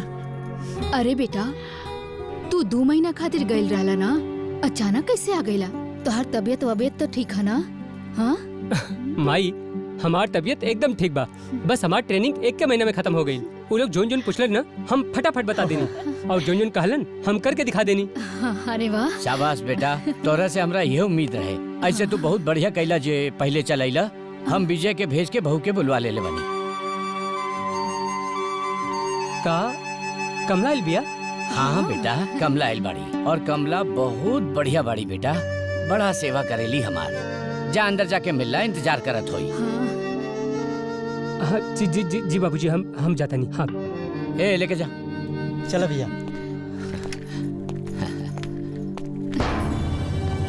कमला, हम आ गए नहीं। अरे जी पाए लागी। ये क्या करता रू? तो हर जगह ना, यहाँ ना, तो हर जगह आवा। भैया हाँ, सूटकेस कहाँ रखी? हमारे कपार पर रख दे। हाँ, हेने आवा ना। सुन ना, 1 महीना हो गया हमारे तो ये बुरा गिल बाड़ी का पागल कहीं के।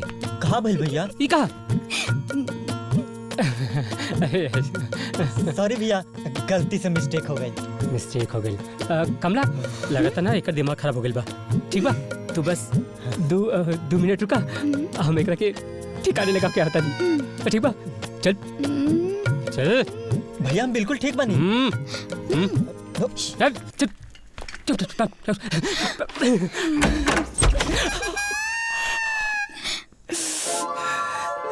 सब सॉल्व हो गई। अब हम और तू और हम कमला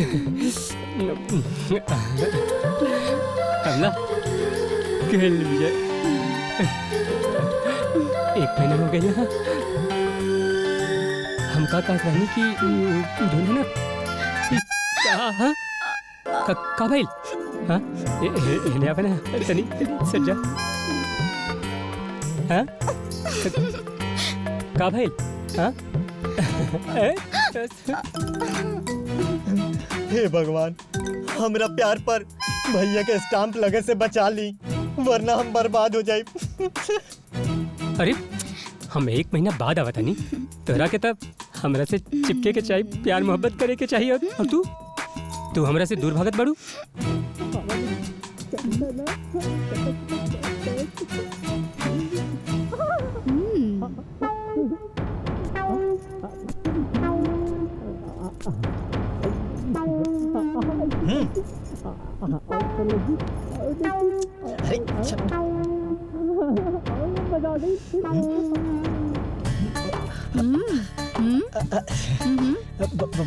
माई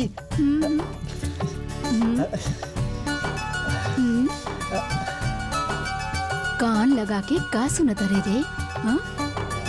माई हम तो बस ई सुनत रहनी कि भौजी भैया के हमरे बारे में का कहत रहली। हम सब जानतनी और फिर तोहार जैसन शैतान बच्चा के कोई शिकायत ना करी तो का तारीफ करी। चला चला यहाँ से भागा अपन कमरा में जा और पढ़ाई करा। चला चला चला चला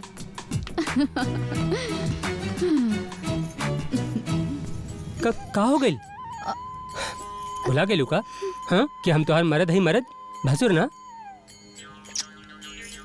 ये बात के तो डरबाजी डरबा कैसन डर उ कहा ना कि राव शहर गईला के बाद मंदिर गईल रहनी और वैजा हम मन्नत मंगनी है कि जब तक राव बड़का ऑफिसर न बन जाइए तब तक हम ब्रह्मचार्य के पालन करब जी। मन्नत जाई सोच जाई अच्छा मन्नत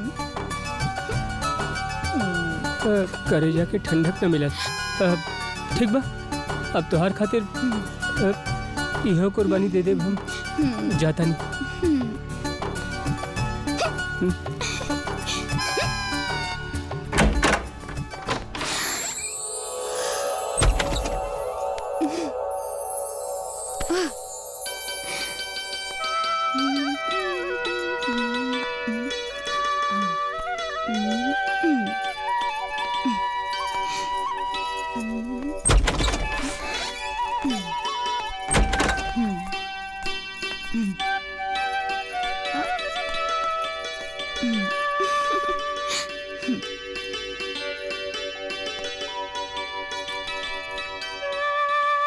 अरे तोहरा के तो बुखार बा लागता भगवान जी में बहुत शक्ति बा। भगवान जी कैसन बात रउआ के देखले के बाद हमरो मन खराब होके लागल। सोचनी है कि पत्नी धर्म निभाई बाकी कमला तू अपन भगवान जी के दिहल वचन निभावा अपन ब्रह्मचर्य व्रत के पालन करा। हम तो हर खुशी चाहता नहीं दुख ना। चला आवा लेट जा आवा आवा लेट जा।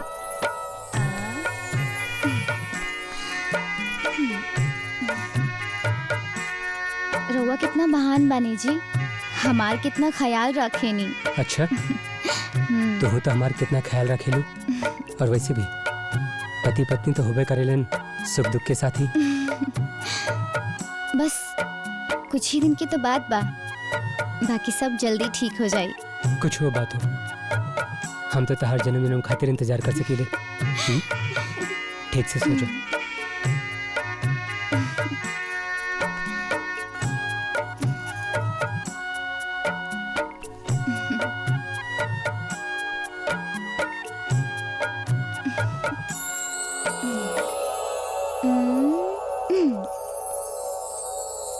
धन्य बाड़ू पियाज महारानी, दुनिया के तो तू रुआ देलू, बाकी हमरा के तो बचा लेलू। Good night.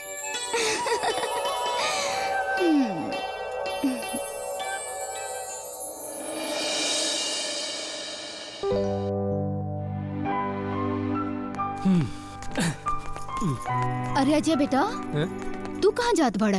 अरे माई हम हेडक्वार्टर जात बानी, कुछ जरूरी पेपर बा, उहे के साइन करे के बा। हाँ। आवता शाम हो जाई। और हाँ, कमला के बुखार बा तो घर पे आराम करल बिया। अरे हम सोचनी तू हमनी के साथ है चल बा। अरे ना माई, हम ना आ पाई, जरूरी काम है ना। अरे ता गाड़ी के चलाई? गाड़ी बाबूजी विजय बा ना, अब हम बुलाता नहीं। विजय, है विजय। हाँ भैया। सुन यार, आओ। का भेल भैया? अच्छा सुन, बाबूजी ना पूरा परिवार के साथ रामलाल जी की यहाँ शादी में जात बाड़न। तू एक काम करा, बाबूजी के साथे जा। हाँ, हम आवता नहीं। हाँ ना ना ना ना, आज तो हमको कॉलेज जाए के बा, बड़ा जरूरी बा। हमार एग्जाम बा, केमिस्ट्री के प्रैक्टिकल एग्जाम बा। अगर हम ना जाए तब फेल हो जाए।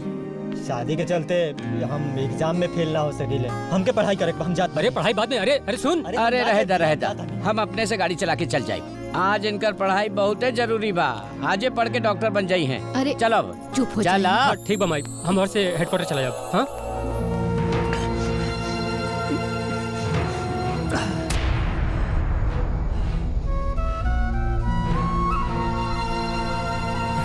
ना लड़की बच्चलन बिया और ना बदनाम बिया, और एकर सबूत हम बानी ओ माई के लाल,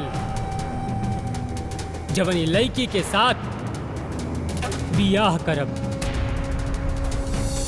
भरल पंचायत में उ लड़की के आपन बनावे के वचन देले बानी।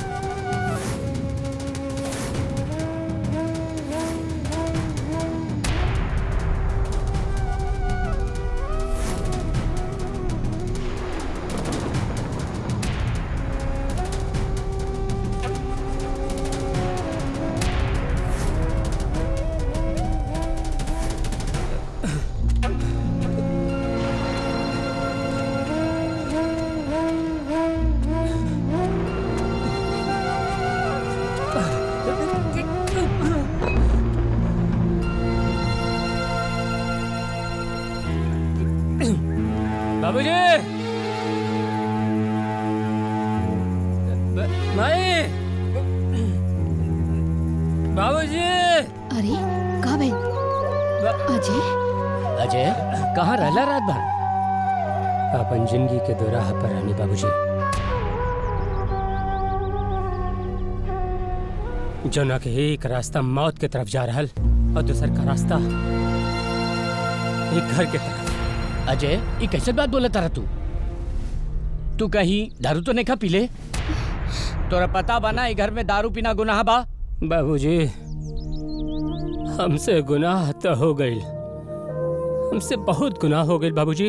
हमके कुल पता, ये घर में लव मैरिज का गुनाह, लेकिन हम वो गुनाह कैनी। ये घर में राउर बात न मानल एगो गुनाह, हम वो गुनाह कैनी। ई घर में राउर मर्जी बिना केहू से बियाह करल एगो गुनाह है बाबूजी, लेकिन फिर भी हम राउर बात न मननी। हम वो गुनाह कैनी बाबूजी। अब हमरा के ई गुनाह के पश्चाताप हो रहल बा बाबूजी। बाबूजी, अब एगो काम करी, रहुआ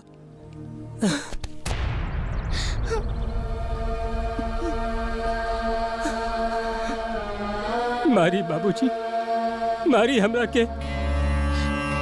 अपन जूता से हमार कपार पर तब तक मारी जब तक हमार कुल गुनाह हमरा खून के साथ बह नहीं के जात।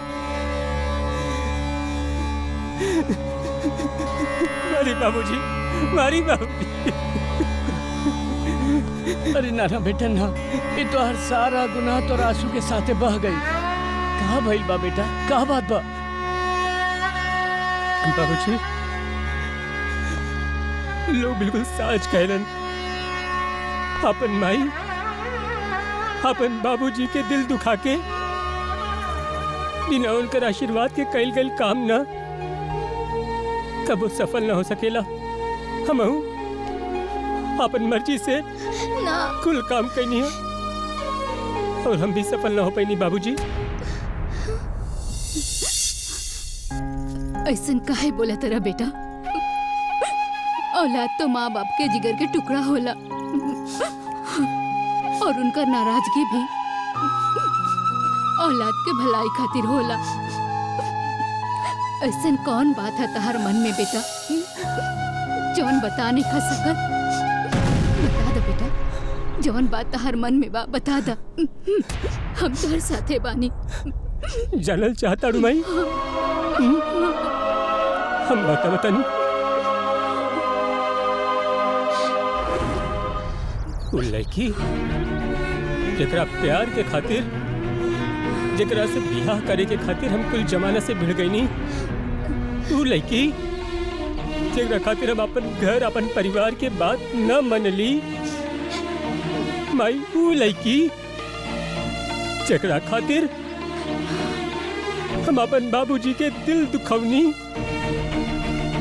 वो लड़की हमरा के धोखा दिलस, विश्वासघात कैलस।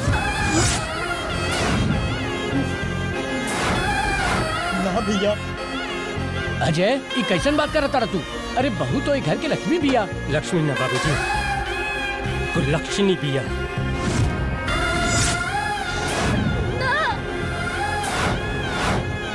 एक नंबर के बच्चलन बिया।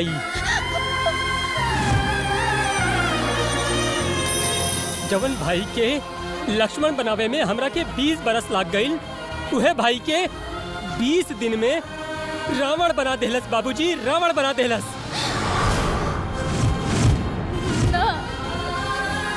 ना भैया, भैया ऐसन बात नहीं के भैया।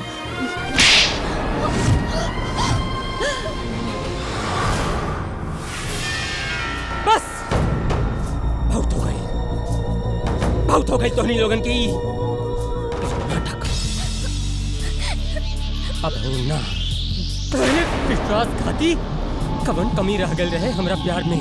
बोल बोल चौंकते हमरा साथ विश्वासघात कैले, हमरा पीठ में ना हमरा दिल में खंजर भोंक लेते। अभी घर में या तो ते रहबे या तो हम रहब, समझ गईले? बोल। अरे बता हो रहल बा यहाँ, का बोल रहल बाड़ा तू? बाबूजी हम उहे बोलतानी जवन कुछ हम अपना आँखी से देख ले बानी, अपन आँखी से बाबूजी। शिव शिव राजवीर,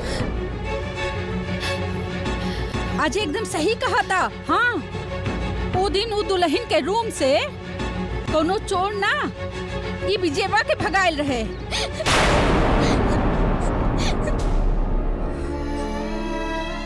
बिल्कुल बेकार बिया।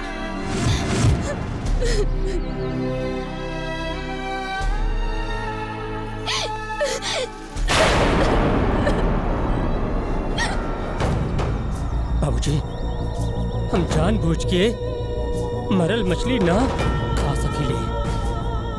सब कुछ जान गईला के बाद अभी बच्चलन ही घर में ना रहे बाबूजी। अजय, अजय, अजय,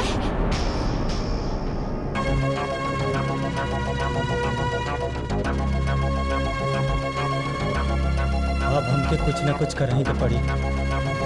अब हमरा सच्चाई सामने लावही के पड़ी।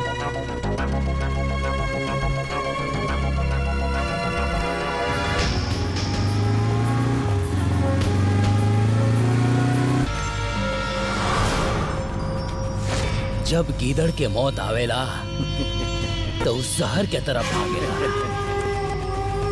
और जब आशिक के मौत आवेला तो महबूबा के तरफ भागेला।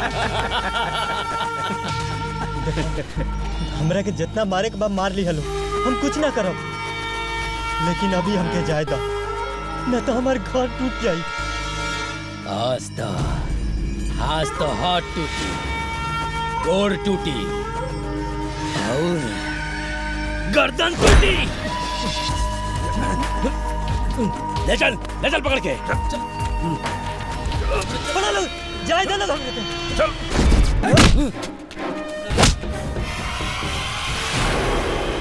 मारा।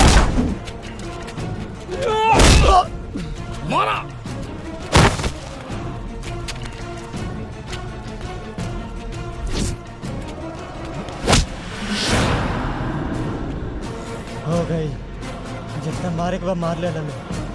हो गई शांति, अब हमरा के जाएगा। अब तक ते सीधा ऊपर जाएंगे।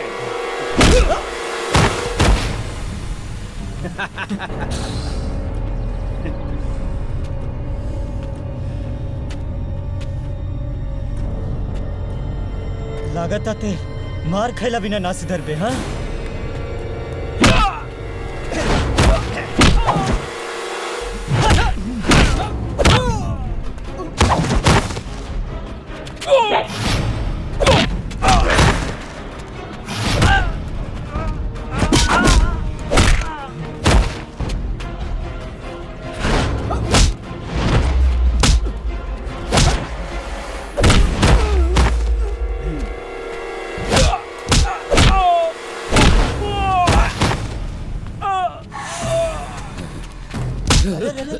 अगली बार जे हमरा के दिख गईले ना तो फ्यूज ऐसा डिफ्यूज करब ना कोनो डॉक्टर भी ठीक ना कर पाई। चल भाई।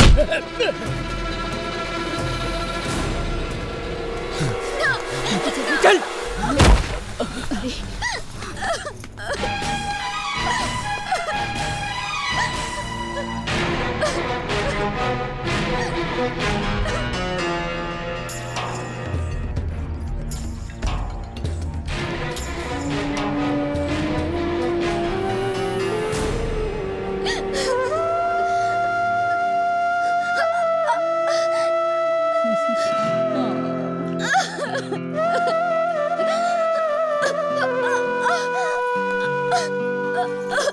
बाबूजी, हम पर भरोसा करी बाबूजी।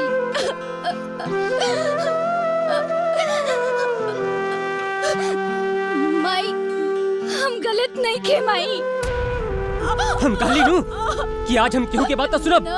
निकल यहाँ से, निकल घर से।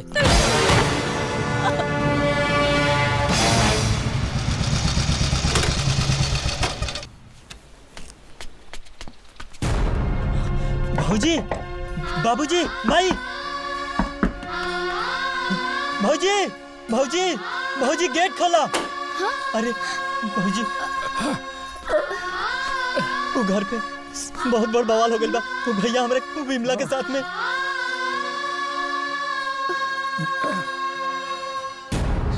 अरे कमला के भाई, बेटी तू हो जो।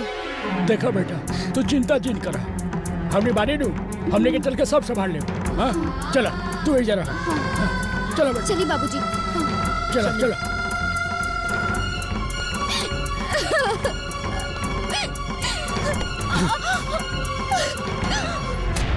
तोहरा से प्यार कैले रहली, यही खातिर मंगलसूत्र पहनौले रहली, लेकिन अब ई मंगलसूत्र पहने के तोहरा के कोनो अधिकार नहीं खे, कोनो भी अधिकार नहीं खे।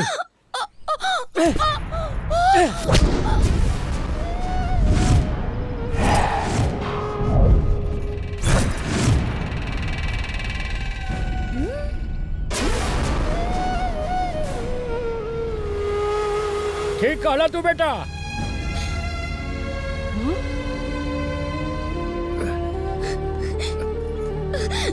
मंगलसूत्र पहने का अधिकार एकरा ना, एकरा। तू तोहार पत्नी ना, तोहार पत्नी ई हा। ई हमार छोटी बेटी विमला हा।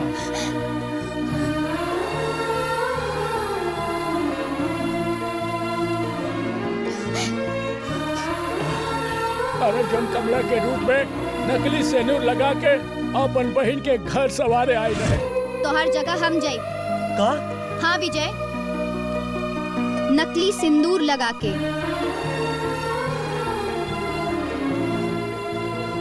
भौजी, बिमला ठीक कहत बाड़ी। ये काम में हम हुए इनकर साथ दे, सब ठीक हो जाई। काहे से कमला के साथ है? तोरा पीठ पीछे बहुत अत्याचार होत रहे। पूछ अपना बाप से। ओके हाथ जरा रहे ना, ओकर हाथ जरावल गई रहे।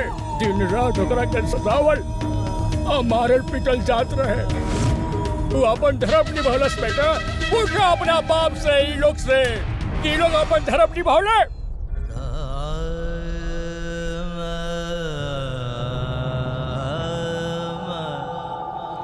अरे ई बेचारे तो अपन सेवा सत्कार से सबके मन जीतल चाहत रहे, ताकि ई लोग के मन के दुश्मनी प्यार में बदल जाए, नफरत खत्म हो जाए, चोरा के सजा और हमार गाय जैसे बेटी साथ रहे।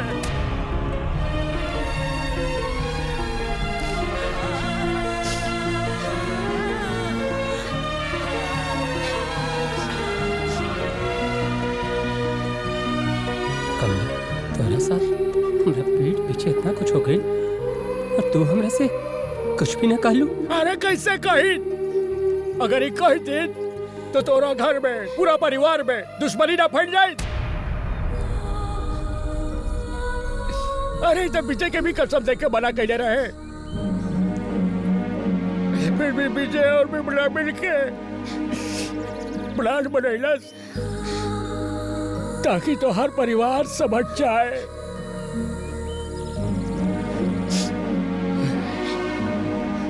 विजय, आज तक हम तोरा ऊपर हाथ न उठोली और आज हम तोरा के थप्पड़ मार देनी। बिमला भैया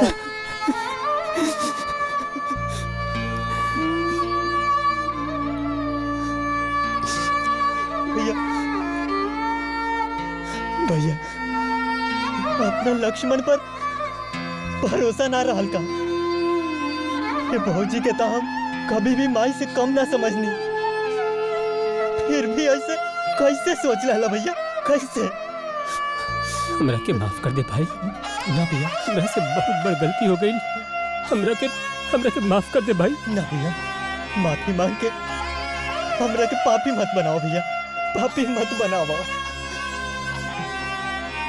कहा राजवीर, अरे तू अपन लड़का के तो गीता रामायण पढ़ा के राम और लक्ष्मण बनाते हला, बाकी ते खुद दशरथ ना बन पाउला। अरे हम अदालत में हुए कहले रानी, जो अपना आंख से देख ले रही, सिर्फ सच बोलत रानी, सच। इस सच बाकी तोहार बहनों ही कत्ल कैले रहे। अगर सच बोलना अपराध है तो निकाल के फेंक दो अपना घर में से गीता और रामायण। आज हम खुद अपना बेटी के तोरा हवाले करके जात बनी। अरे चाहे बहू बनैया, चाहे एकरा के पीस के पी जइया।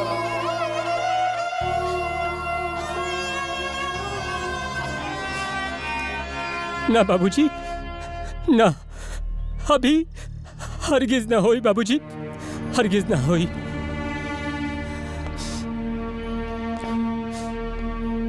बाबूजी, हम एक परिवार, ये घर के अपन समझ के कमला की हाँ लेके आने रहनी, लेकिन अब हमरा के समझ में आ गई कि हमार परिवार ना बाबूजी, हम एक परिवार ये लोगन खातिर एगो पराया ही। बस अजय बस, तहार बाबूजी गलत ना हवे, वो तहार बुआ जी के चलते गलत हो गई है। हम का कहनी? हाँ, ये तो सब विजय के किया धराबा,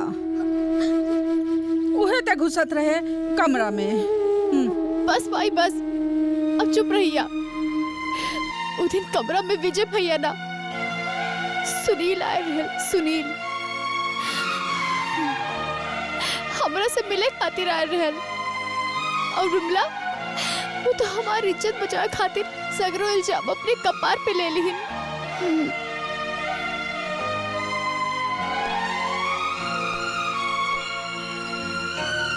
अब कमला चल जाओ। ए बेटा, अगर ही बाप के गलती के सुधारे के कोनो उपाय बा तोरा लगे तो उठावा ही चप्पल। अब हम सारा गलती के सजा भोगे खातिर तैयार। बाबूजी, बस राजवीर बस, तू अपन गलती का एहसास कर लेला। बस ये हमरा खातिर बहुत बा। हाँ बस हो गई बेटी, अब तो हार ये घर के रोल खत्म। अब चला घरे, चला घरे। रुका गंगाराम। हे गंगाराम, अभी लड़की हमारे घर से कबो ना जाई। काहे? अरे ये लड़की तो हमनी सबके इंसानियत के पाठ पढ़ैलस, और हम अपन बेटा विजय के लिए तो हर बेटी बिमला के हाथ मांगते हैं। अरे ऐसे ना राजवीर, ऐसे ना। सबसे पहले तू अपना बेटा के दूल्हा बनावा, है तो अपना माथे पे समझी के पगड़ी बांधा, है तो बारात के लेके तू हमारा दुआरे आवा, तब ये हम अपना बिमला बेटी के हाथ तोहरा बेटा के हाथ में दे। ठीक बा, ये होई गंगाराम। अरे वाह।